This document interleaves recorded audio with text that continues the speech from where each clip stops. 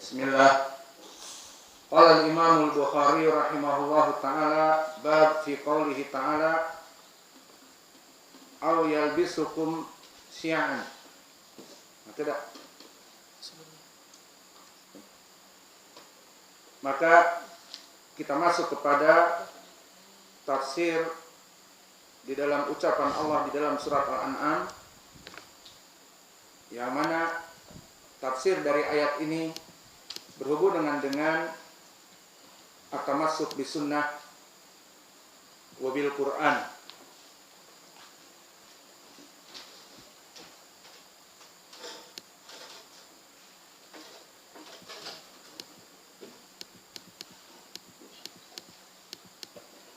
Maka kita masuk sekarang kepada ucapan Allah ataupun ucapan Imam Al-Bukhari di dalam sahihnya.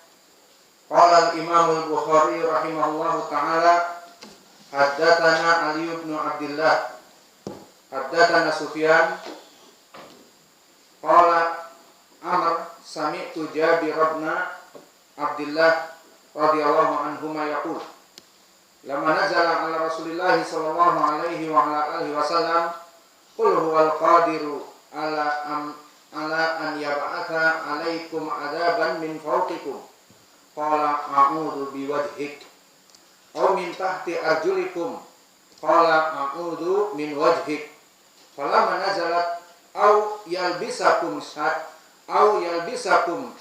syi'an wa yudhiqa ba'dakum ba'sa ba'din qala hatan ahwanu aw aisar. Maka hadis ini barakallahu fikum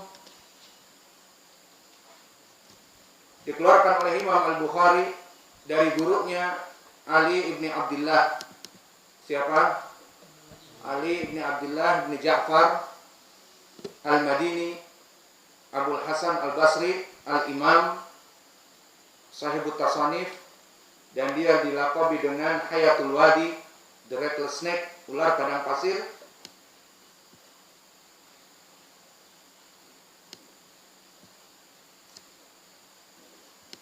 Maka dia diriwayatkan oleh Imam Al-Bukhari, Abu Daud, At-Tirmidzi, An-Nasa'i, dan oleh Imam Ahmad bin Hanbal dan Muhammad bin Yahya Az-Zuhali dan Ali bin Madini. Telah diakui keilmuannya dari ilmu hadis dan ilmu ilal terutama. Dan yang mengatakan demikian pun adalah Abu Hatim, yang mana dia farisu ilalil hadis. Dia panglima perangnya dari ilmu hadis, ilmu ilal. Berkata Abu Hatim, kana Ibnu Madini alaman finnas fi ma'rifatil hadis wal ilal. Wa ma sami'tu ahadan samahu qat wa inna ma kana yukannihi tabjilan lahu. Maka berkata Abu Hatim, yang merupakan panglima perang dari ulama ahli ilal, dia mengakui bagaimana Ali ibn Madini keagungan ilmunya. Dan dulu tidak ada yang memanggilnya dengan Ali, tetapi ya Abul Hasan, tabjilan lahu. Maka seorang alim diangkat derajatnya oleh Allah sehingga murid-muridnya dan orang awam mengagungkannya. Dan dari pengagungan Arab tidak menyebutkan nama, tetapi menyebutkan laqab, menyebutkan kunyah. Maka dikatakan ya Abul Hasan, ataupun laqabnya siapa?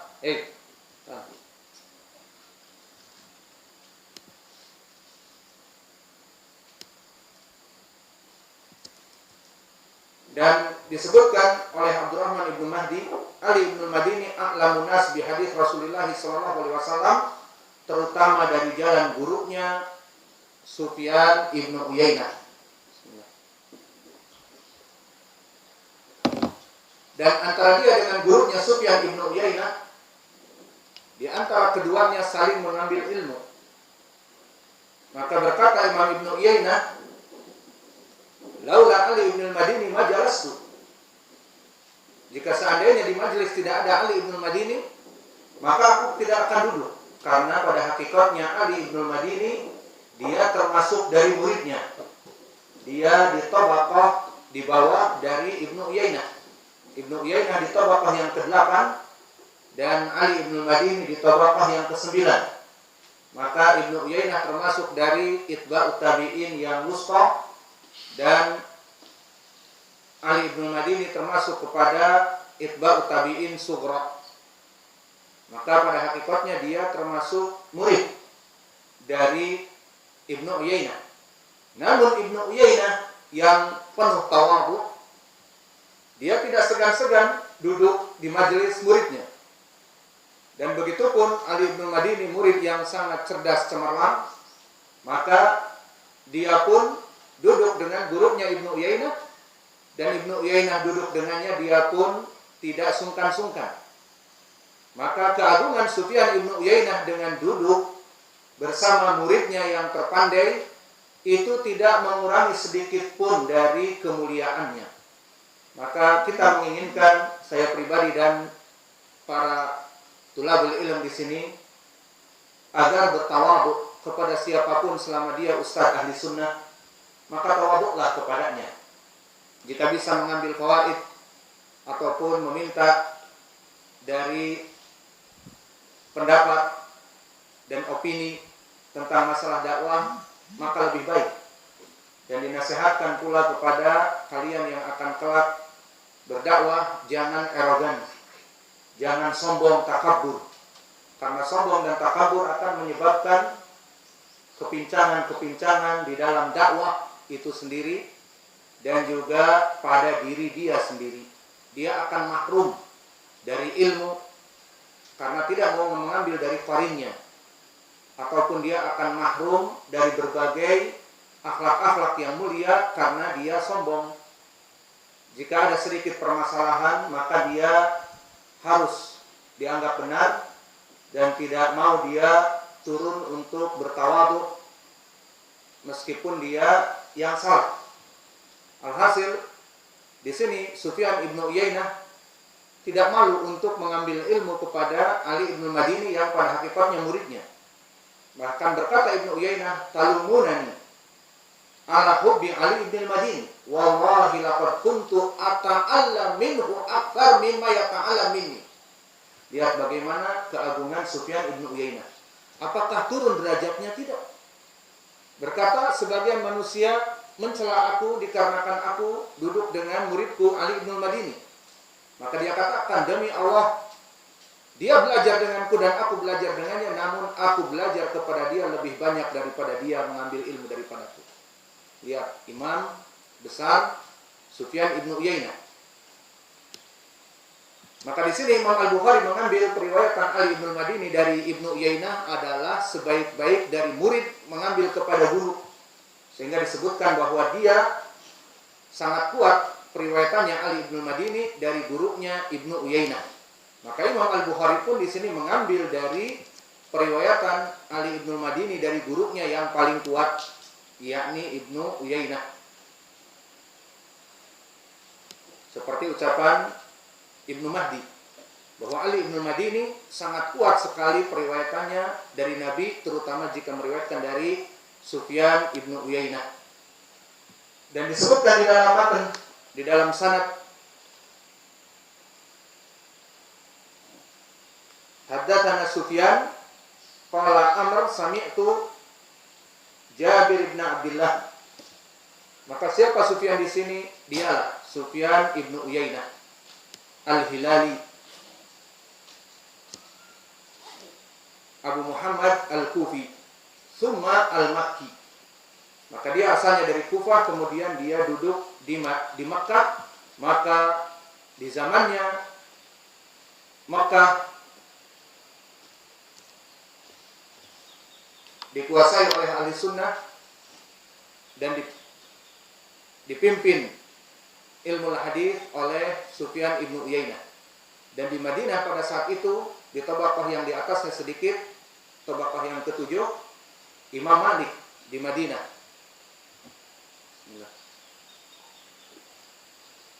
Maka Al-Haramain dipegang oleh dua imam pada zaman itu, Ibnu Uyainah di Makkah yang lebih muda dari Imam Malik, dan Imam Malik di Madinah.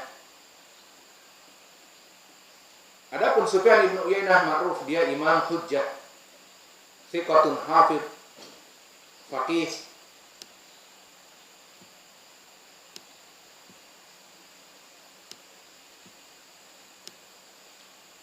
Dan telah banyak kita berbicara tentang imam ini.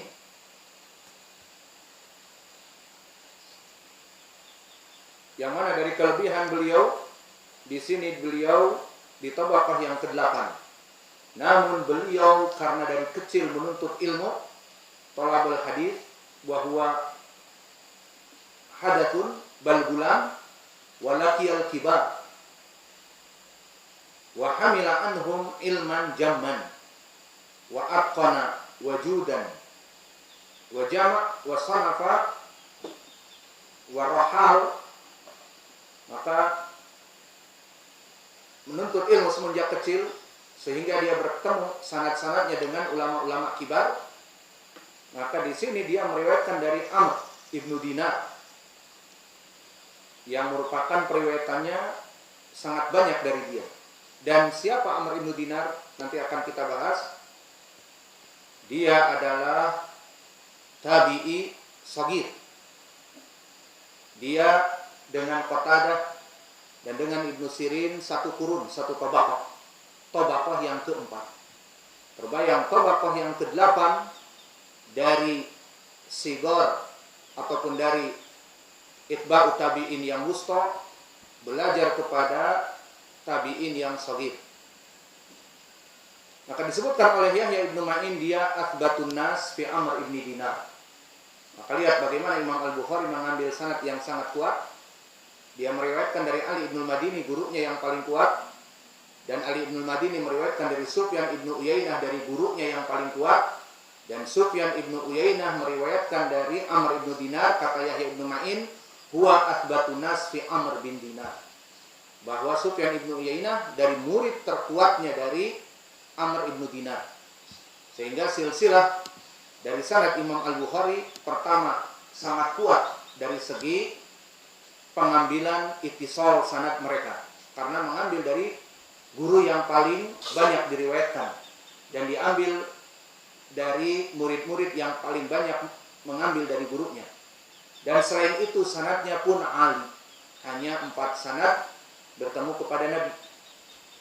Adapun Amr ibn Dinar, makanya di sini disebutkan dari Amr, maka Amr di sini Amr ibn Dinar al-Makki. Maka Amr ibn Dinar dia adalah al-Jumhi maulahum, maka dia tinggal di Makkah. Maka dari sinilah kenapa Sufyan ibn Uyainah asalnya dia Kufi kemudian Makki, karena dia banyak duduk dengan Amr ibn Dinar di Makkah dan kemudian mewariskan ilmu Amr ibn Dinar dan tinggal di Makkah. Maka Ibnu Uyainah telah mengatakan dari gurunya Amr ibn Dinar, jika ditanya bagaimana guru kamu Amr ibn Dinar, maka keagungan Sufyan ibn Uyainah yang bersyukur kepada gurunya, maka ketahuilah bahwa setiap murid harus bersyukur kepada gurunya, karena tidaklah suatu hari murid ini menjadi agung dikarenakan rasa syukur kepada gurunya. Dan ini sesuai dengan ucapan Allah, la in syakartum la azidannakum wa la in kafartum inna adzabi lasyadid.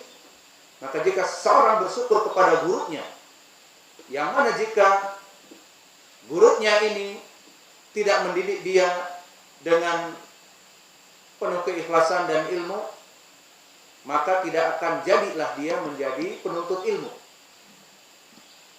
Seperti banyak ulama mengatakan, laulal Bukhari Muslim la ja'a wala qoma.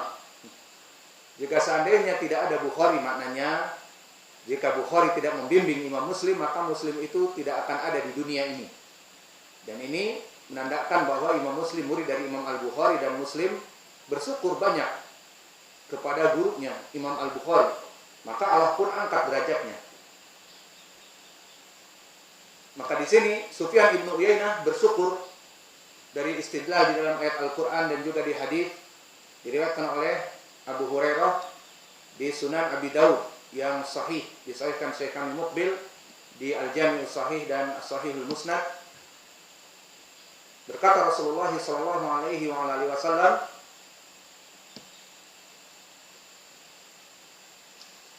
"Man la yaskurun nas la yaskurullah."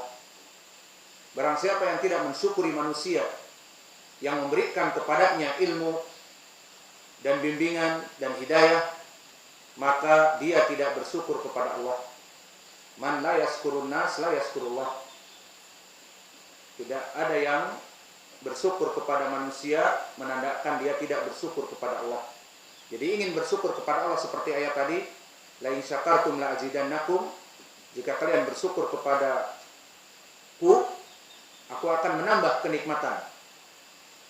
Bagaimana? Dengan mensyukuri manusia yang menjadi sebab kebaikan pada dirinya. Mensyukuri orang tua kita, mensyukuri guru-guru kita, dan sebagainya. Maka berkata Imam Ibnu Uyainah di saat ditanya, bagaimana keadaan gurumu Amr ibn Dinar? Maka dia akan mengatakan, wa kana thiqatun. Saking bangganya dan berterima kasihnya kepada gurunya. Tidak cukup dengan wa kana thiqah, tetapi wa kana thiqatun. Dan tikrarnya kalimat thiqah menandakan bahwa rawi ini adalah imam di atas thiqah. Seperti thiqatun sabtun, thiqatun hafid, thiqatun mutkinun, dan begitu pun thiqatun diulang-ulang menandakan kekuatannya dari ilmu hadis.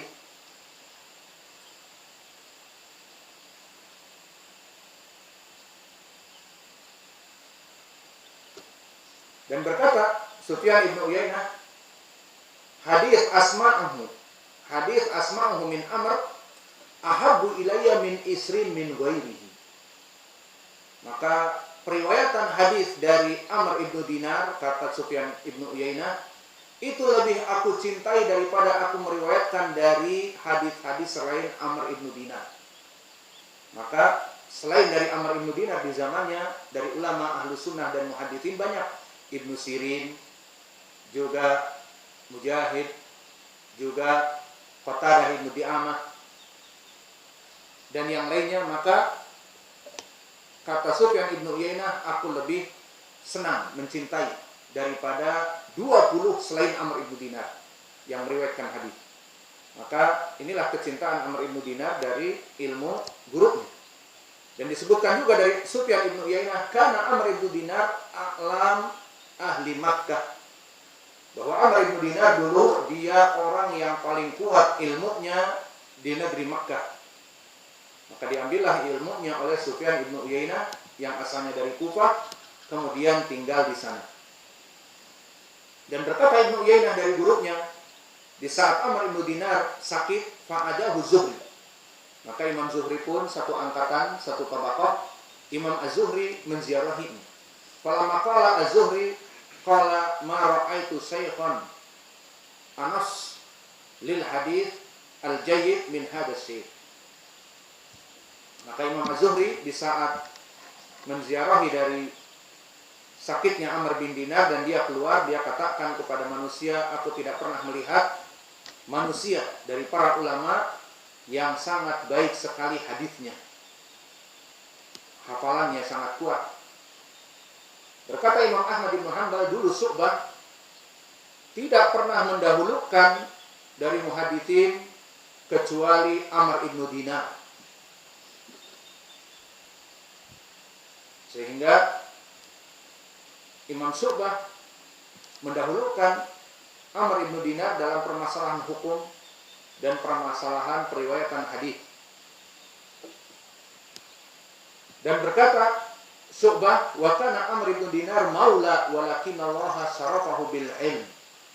Maka dulu Amr ibn Dinar itu maula, makna maula dari budak belian. Namun Allah mengangkatnya dengan ilmunya. Dan ini seperti ucapan Umar yang menukilkan dari Nabi di saat menanyakan tentang Abdurrahman ibnu Adza. Siapa Abdurrahman ibnu Adza yang dijadikan wazir ataupun pemimpin di negeri Asfan di Usfan yang merupakan daerah dekat Makkah. Di saat ditanyakan Abdurrahman ibnu Abza itu siapa, dikatakan maula min mawalina. Dia adalah maula dari budak belian kami yang kami bebaskan. Kata Nafi' ibn Harith, dari budaknya dia. Dan Nafi' ibn Harith amir di Makkah. Maka Usfan dijadikan oleh bekas budaknya. Maka berkata Umar, ataj'alu amiran lil muslimin maula minal mawal? Maka apakah kamu menjadikan seorang amir yang akan mengurusi kaum muslimin dari bekas budak? Karena dohir kebanyakan dari bekas budak, karena perbudakan mereka tidak belajar menuntut ilmu dari kecil, sibuk bekerja membebaskan dirinya dan bekerja rodi dan sebagainya. Maka kamu menjadikan Abdurrahman ibnu Abza bekas budak kamu mengurusi permasalahan kaum muslimin. Dikatakan, ya Amirul Mukminin, huwa hafidun bil Quran, a'lamu nas bil Quran wa bil fara'id. Dia adalah tidak sembarangan orang yang hafal Al-Quran, bukan hanya hafal. Semua orang banyak yang hafal, namun membawa Al-Quran dengan ilmu dan ilmu hadis dan ilmu tafsir dan ahli di bidang al-fara'id. Maka baru sadarlah Umar kemudian membaca hadis marfu dari Nabi, inna qala Rasulullah sallallahu alaihi wa ala alihi wasallam, innallaha yarfa'u bihadzal kitab aqwaman wa wada'a bihi al-akharun. Sesungguhnya Allah mengangkat suatu kaum dengan Al-Quran dan agama ini, memegang Al-Quran dan Sunnah. Dan Allah menjatuhkan suatu kaum karena melemparkan Al-Quran dan hadis. Maka inilah kedudukan dari Amr ibnu Dinar. Dia bekas budak, namun menjadi imam di Makkah, di Darul Haramain, di Haram Makki. Maka dia menjadi orang yang sangat berkuasa dengan ilmunya. Dan masih berkata Syu'bah, jalastu ila Amr ibn Dinar 500 majlis, fama hafidtu anhu illa 100 hadis, fi kulli 5 majalis hadis. Maka aku menghafal dari Amr ibn Dinar 500 hadis, dan menghafal setiap majelis itu 100 dari dia hadis. Dan aku menghafalnya 500 hadis setiap jalsah. Maka aku mendapatkan 500 hadis dalam 5 kali jalsah. Banyak periwayatan dari Syu'bah, karena Syu'bah pun termasuk murid Amr bin Dinar yang sangat kuat. Maka diriwayatkan dari Ali bin Madini, dari Abdurrahman ibn Mahdi, berkata kepadaku Syu'bah ibn Hajjaj, lam ara mithla Amr ibn Dinar lal hukum wal qatada fi akthab. Maka aku tidak pernah mendapati duduk dengan Amr ibn Dinar dan duduk dengan Qatadah. Amr ibn Dinar sangat kuat dalam permasalahan al-hukum, hukum dari istinbat, hadis dan sebagainya, dan bukan dari permasalahan hafalan saja. Maka dia lebih kuat daripada Qatadah. Qatadah yang buta, maka hafalannya sangat kuat.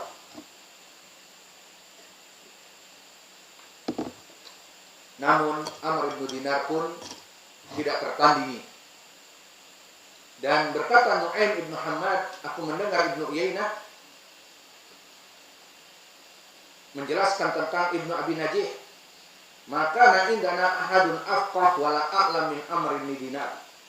Berkata Ibnu Abi Najih, kami tidak mendapati orang yang lebih faqih dan lebih kuat ilmunya daripada Amr ibn Dinar di zamannya. Dikatakan wala apa Ibnu Abi Rabah, wala Taib, wala Mujahid, wala Tawus, wala, semuanya kalah dengan Amr ibn Dinar. Maka inilah dari sanad. Kemudian Amr ibn Dinar meriwayatkan dari Jabir bin Abdullah, dan Jabir bin Abdullah baru beberapa hari yang lalu telah kita berikan penjelasan dan keutamaannya. Maka Tidak butuh kita ulang siapa Jabir bin Abdullah, sahabi yang ma'ruf, yang mana dia melaksanakan peperangan bersama Nabi fi kulli ghazawat, kecuali apa? Badr dan Uhud. Maka di Badr dia dilarang oleh bapaknya dan di Uhud dilarang oleh bapaknya, kemudian bapaknya meninggal di perang Uhud. Maka setelah selesai dari perang Uhud, dia tidak ada yang melarang. Maka dia berjihad bersama Nabi fi kulli ghazawat. Dia termasuk orang yang pemberani. Dan kita masuk kepada matan hadis. Matan hadis di sini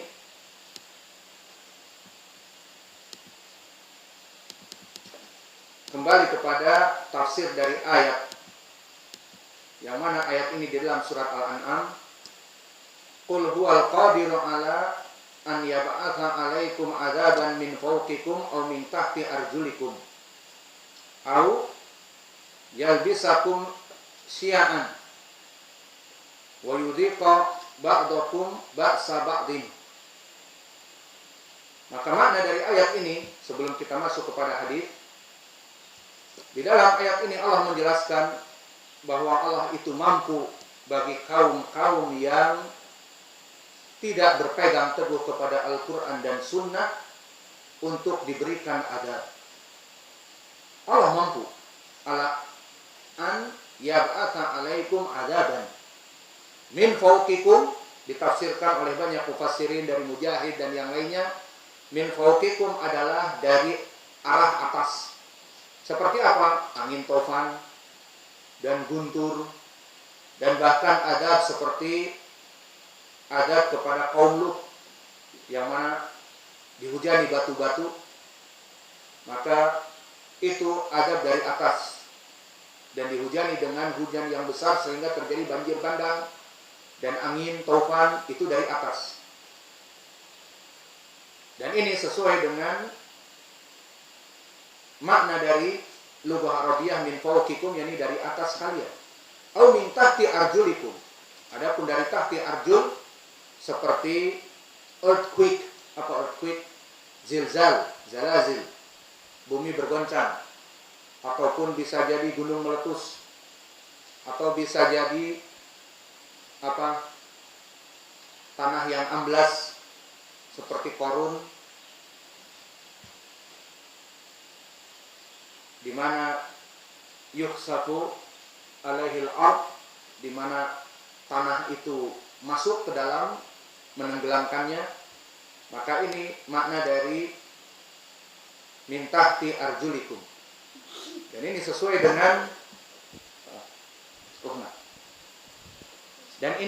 dengan ayat Al-Quran di dalam surat Al-Mulk. Aamintum man fis sama an yakhsifa bikumul ard. Makna yakhsifa bikumul ard, ard itu akan menenggelamkannya. Fa idza hiya tamur.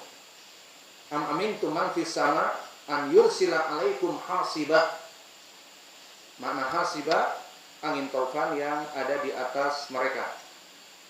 Maka makna dari ayat tadi bahwa Allah mampu mengadab kalian, datang adab dari atas kalian dan juga dari bawah kalian, maka ini maknanya.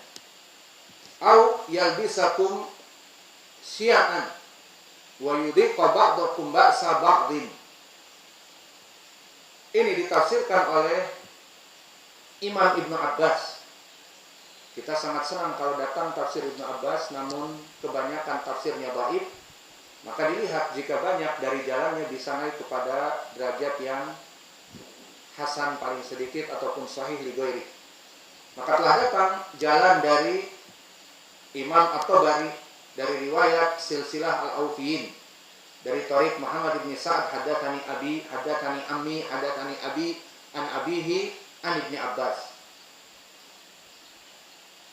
Maka sanad ini musalsal bil Aufiyin, yang mana dia adalah sanad yang dhaif. Apa kata Ibnu Abbas? Katanya yang diinginkan dengan ucapan Allah Jalla wa Ala au yalbisakum syi'an, ataupun kami menjadikan kalian berkelompok-kelompok. Syi'an jamak dari syiah, maknanya adalah al-ahwa wal ikhtilaf. Maka atau dari adab yang Allah berikan kepada mereka yang tidak berpegang kepada Al-Quran dan Sunnah, Allah menjadikan setiap kelompok mempunyai hawa nafsu untuk membela kelompoknya, wal ikhtilaf, sehingga terjadi ikhtilaf di kalangan sesama kaum muslimin karena mengikuti hawa, bukan mengikuti sunnah. Maka sanad ini dhaif, namun telah datang dari Ibnu Abbas dari jalan yang lain, dari jalan yang ma'ruf juga dari Abdullah ibnu Saleh, hadatsani Muawiyah ibnu Saleh an Ali ibn Abi Thalhah an Ibnu Abbas. Maka di sini dhaif juga karena Abdullah bin Saleh dia katibul laif, yang dhaif dikarenakan bukunya tercampur dengan catatan tetangganya yang buruk. Kemudian riwayat Ali ibn Abi Thalhah dari Ibnu Abbas, Ali ibn Abi Thalhah antara saduq ataupun rawi yang thiqah, namun dia disebutkan oleh Duhaim lam yasma an Ibnu Abbas, tidak mendengar dari Ibnu Abbas, sehingga riwayatnya munqati', terputus, mursal, yang maknanya sama. Ditafsirkan ucapan Allah au yalbisakum syi'an, maknanya adalah ay al-ahwa al-mukhtalifah, maka Allah akan mengutus hawa nafsu untuk masuk kepada setiap golongan dan masuk kepada ucapan Allah kullu hizbin bima ladaihim farihun. Setiap golongan akan mengatakan kami yang benar, golongan lain mengatakan kami yang benar. Akhirnya terjadi perkelahian, persengketaan dan pembunuhan banjir darah di antara sesama kaum muslimin, dan ini yang terjadi sampai akhir zaman karena tidak berpegang kepada Al-Quran dan Sunnah. Seperti Allah berfirman, falam nazagu azaghallahu qulubahum. Di saat mereka berpaling, Allah memalingkan hati-hati mereka dari hidayah, sehingga mereka terpecah-pecah. Dan kullu hizbin bima ladaihim farihun, setiap kelompok akan berbangga-bangga dengan kelompok yang ada.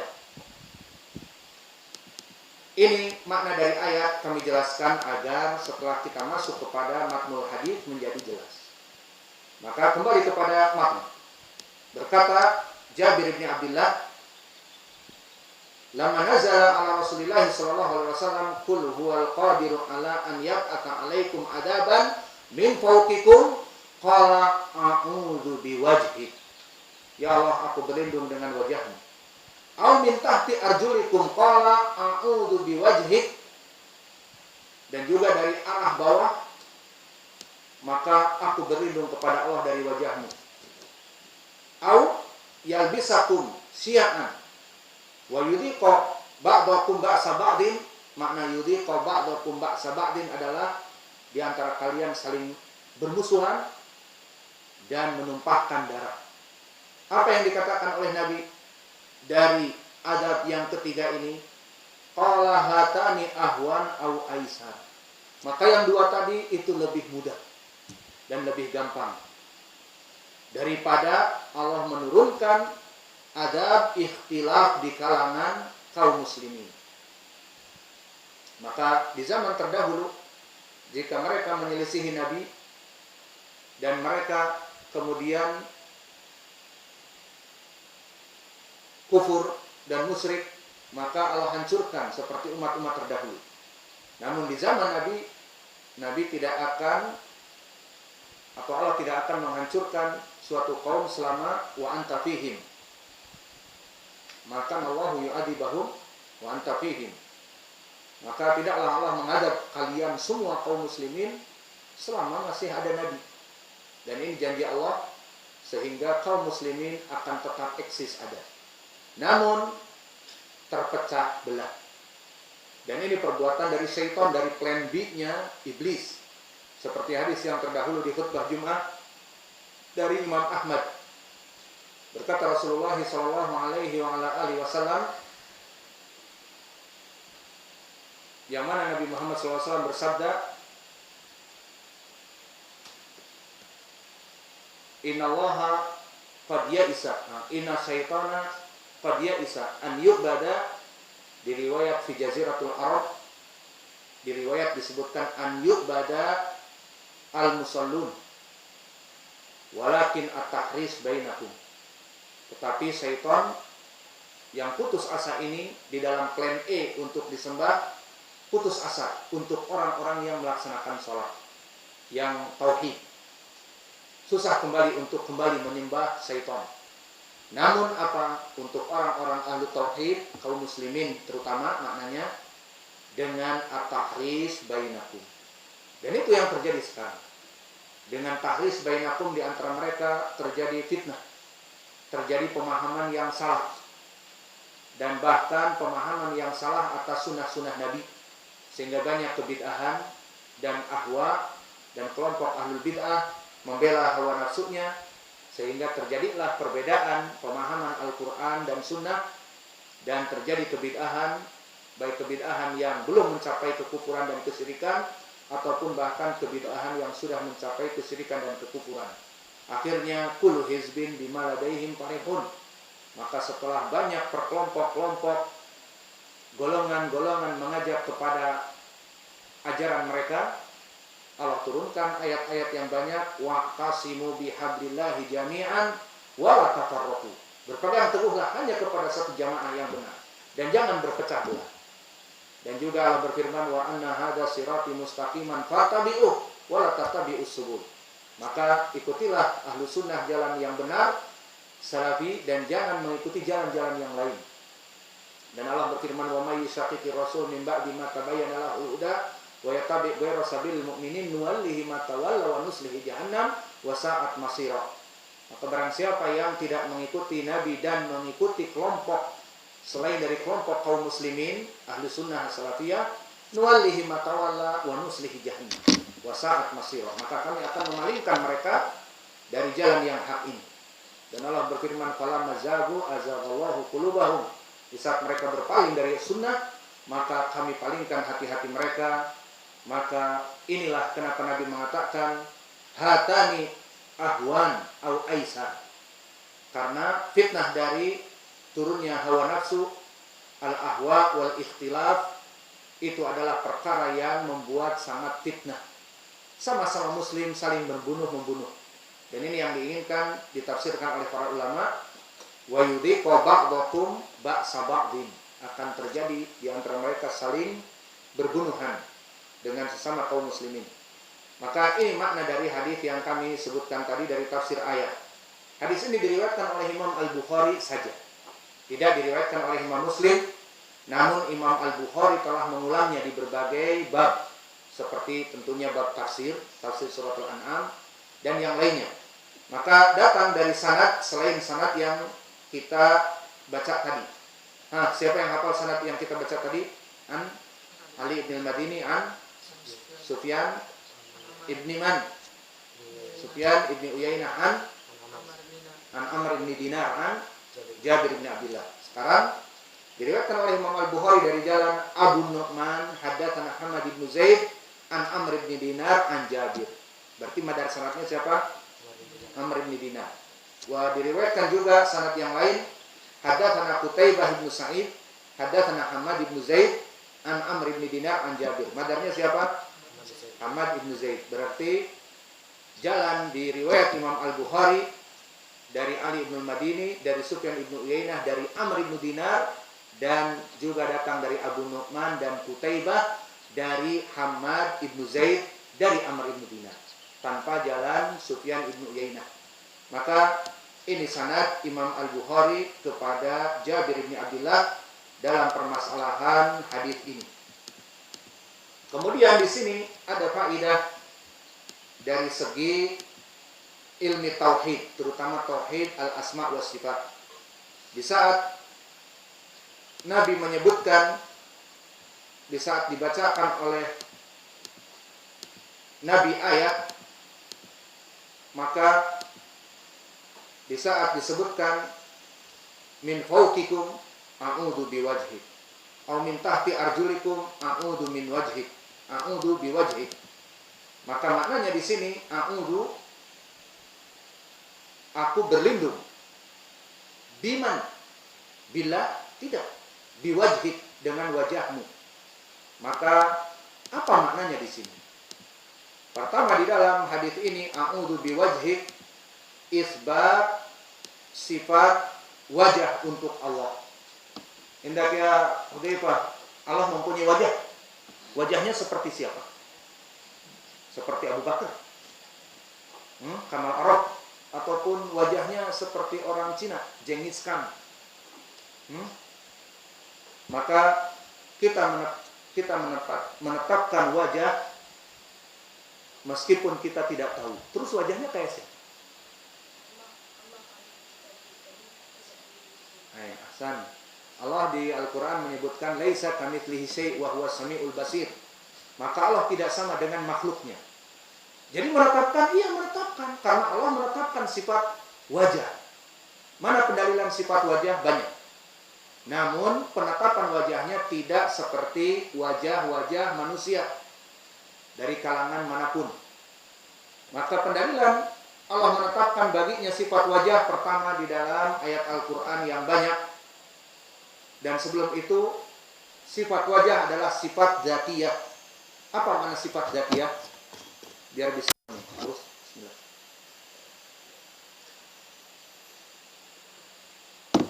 Alhamdulillah.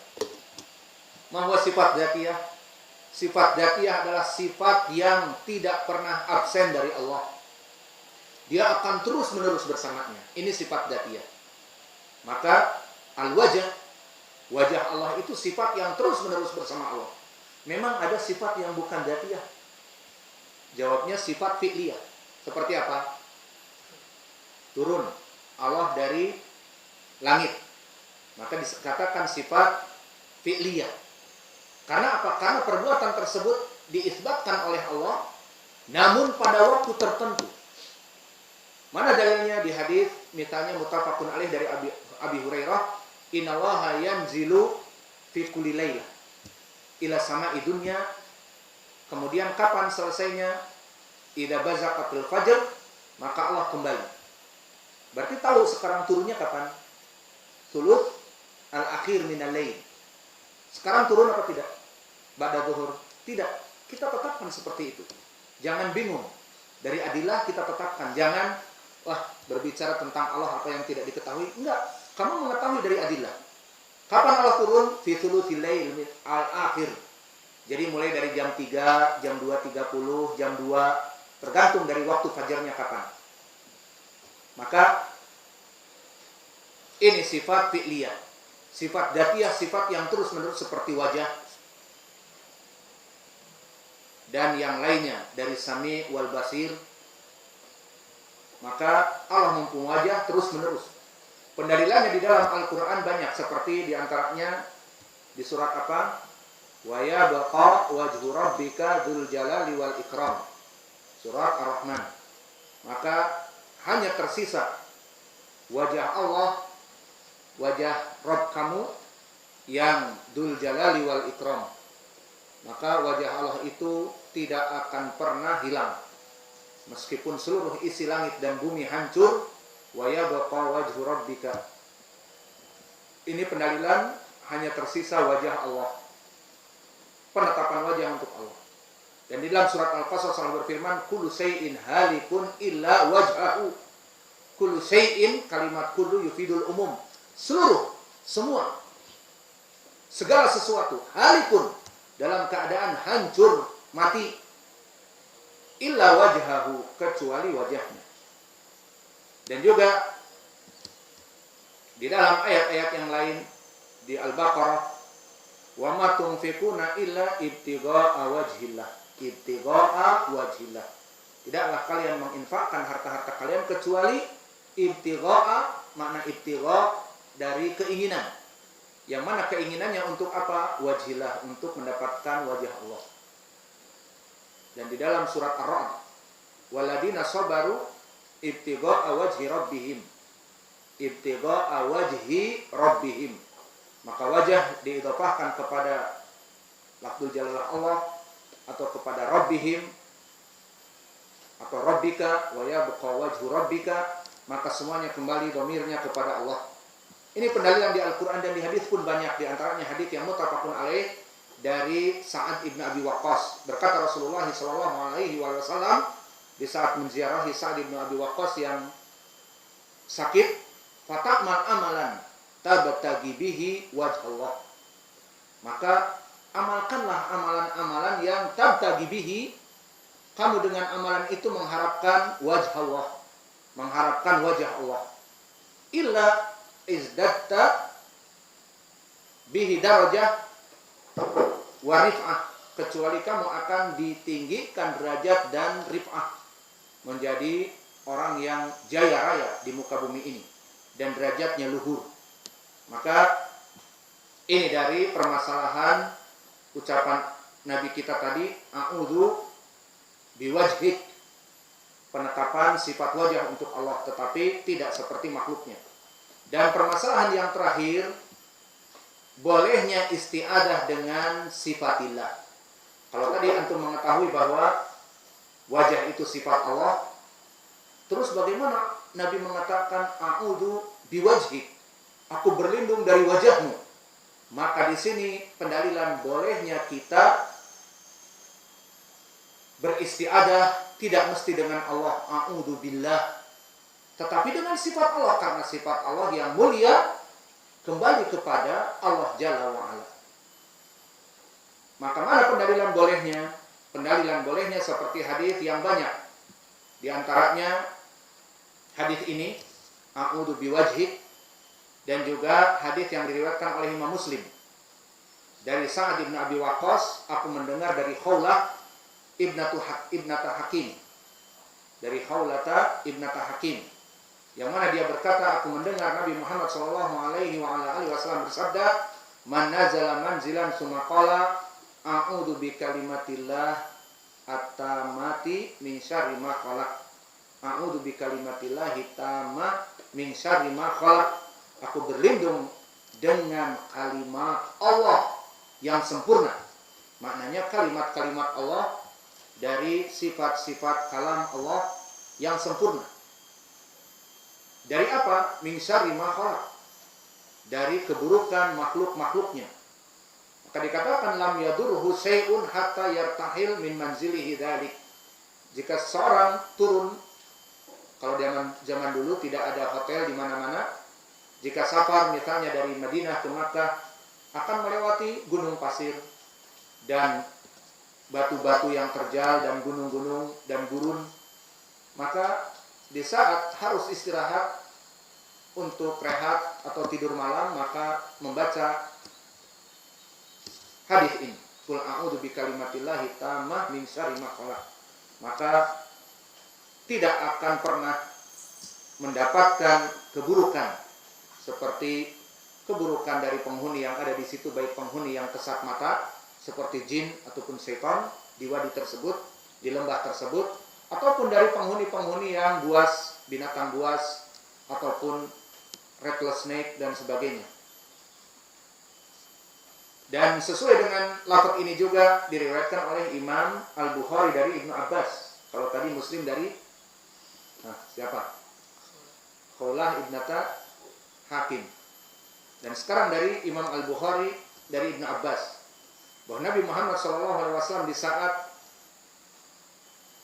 datang kepada Al-Hasan wal Husain, yang mana Nabi Muhammad SAW mengajari Hasan dan Al-Husain itu doa dari bapaknya, maksudnya dari asalnya Ismail dan Ishak. Apa itu? A'udzu bikalimatillahi tammah min kulli syaitanin wa amah wa min kulli ainin lamah. Ini lafadznya hampir sama dari segi sifat beristiadah dengan sifat Allah.